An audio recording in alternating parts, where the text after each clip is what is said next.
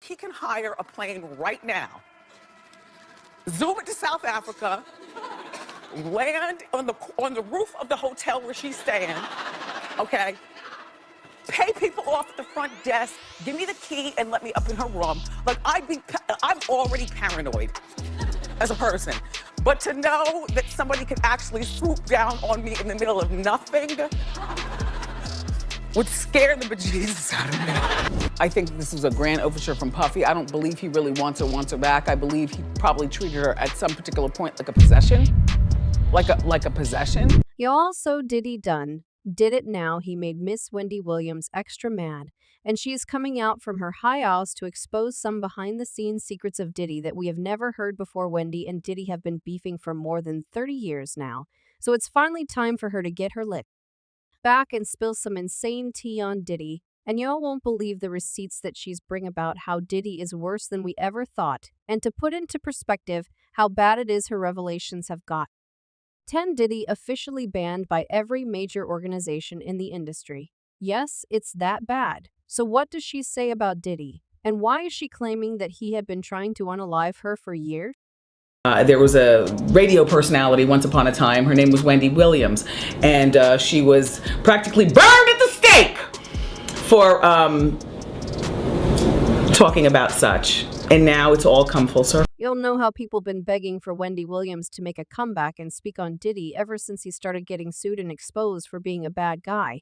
Well, it looks like Wendy is finally giving the people what they want, because she is now speaking up about Diddy, and Wendy is spilling that teeth. While she's not back on a shower or anything like that just yet, she's not letting that stop her, because the thing she is now revealing about, did he have us shook as of now if you've been following Wendy before the whole situation that led her to losing her talk show, then you're going to know that Wendy is not Diddy's biggest fan, and they've always had. Be sure a couple of years before she lost her talk show, she and Diddy made a show of it and claimed that they were making up and were no longer beefing and blah blah blah. Well, it turns out that it was all for show, because Wendy still has a major grudge against Diddy, and she has been holding on to that grudge for like 32 years now, and it isn't going anywhere anytime soon. Now, before we get into the things that Wendy has been exposing Diddy for, let's take a minute to talk about the reason that they got into a feud in the first place. See, the reason Wendy has been holding a grudge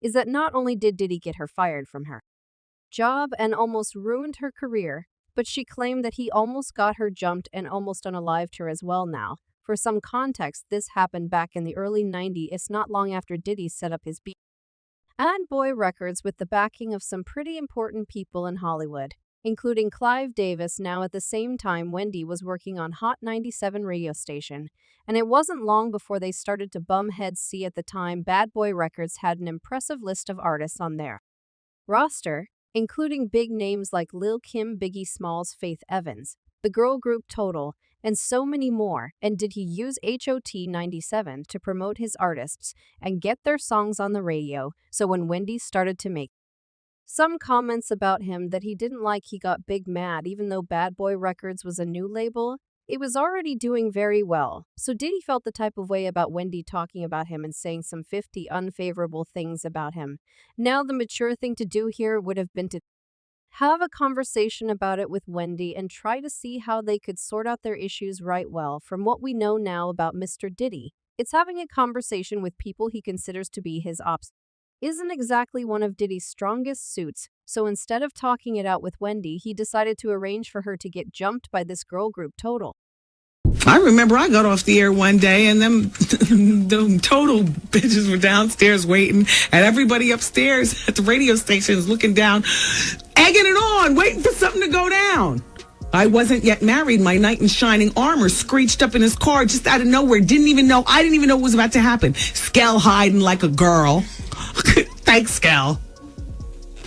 I'm standing in the door like, what? And I'm literally about to go through. Now, I'm not like, what, let's fight, because I'm not one of those type of broads. One moment you think you're getting signed to a good record label and dreams of being a superstar are finally coming true. Then the next thing you know, you're being mobilized to fight on behalf of your boss because someone said something mean about him and he got his feelings hurt. This is just one of the many occasions where he used his artists for something else other than what they signed up for at Total.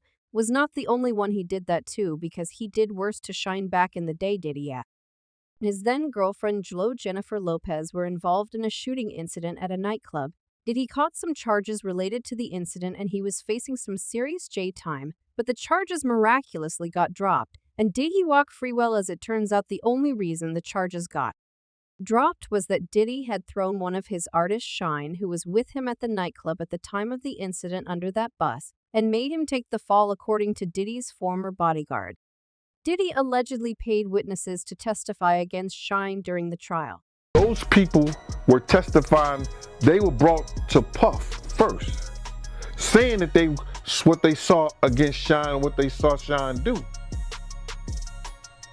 The DA didn't even know those people existed. You understand what I'm saying? Shine said it himself, y'all. But the wild part about all this is that Bad Boy Records then dropped Shine when he was in prison. So Shine also confirmed that Diddy had betrayed him in a 2020 interview, where he said, "Puff apologized. He did apologize to me for that. When we met in Paris, he did say that he could have handled it better, but he was under a lot of pressure from the lawyers to throw me under the bus." So Diddy had a track history of using his artist as disposable pieces in whatever chess game he was playing, and he had them fighting his ops. But anyways, luckily for Wendy, her then boyfriend Kevin Hunter was there to save her from getting jumped by Total, because they would have left her messed up. I mean, Wendy has a super smart mouth and all, but fighting is not exactly her strong suit, so there's no way that she would have managed to hold her own against 3 members of Tata. Wendy would have been like, "How you do?" And they would have been like, "Can't you see what you do to me?" It would have been all bad. But one thing about Wendy is that she isn't going to let any teeny little thing like that, like almost getting jumped by 3 people, stop her from spilling her tea. So if Diddy thought that Wendy was going to keep her mouth shut just because of that, he was in for a major shock, because Wendy only doubled down and started talking about Diddy more and more and spilling tea on him as revenge. Wendy has been super petty her entire life, and Diddy found out the hard way. But then he fought back hard too. He fought extra dirty, super dirty. A couple of months after she almost got jumped by Diddy's henchwomen, she clapped back at him by leaking a picture of his son Justin comes playing with his #1 op Schnight. And it was super embarrassing for Diddy now. If y'all thought that Diddy and she have a bitter feud going on right now, just imagine what it would have been like 30 years ago. They were smack dab in the middle of a East Coast, West Coast feud, and they had nothing but a lot of hate for each other. At the time, Diddy was denying the paternity of Justin, claiming that he wasn't the father, that Misa Hilton was trying to trap him with another man's baby.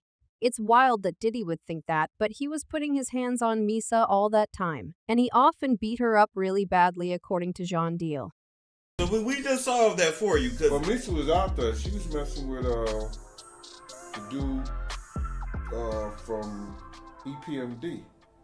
That's why Puff first has. So yeah, it's wild that he would think that Misa would do something like that after he beat her up so badly for even talking to other men.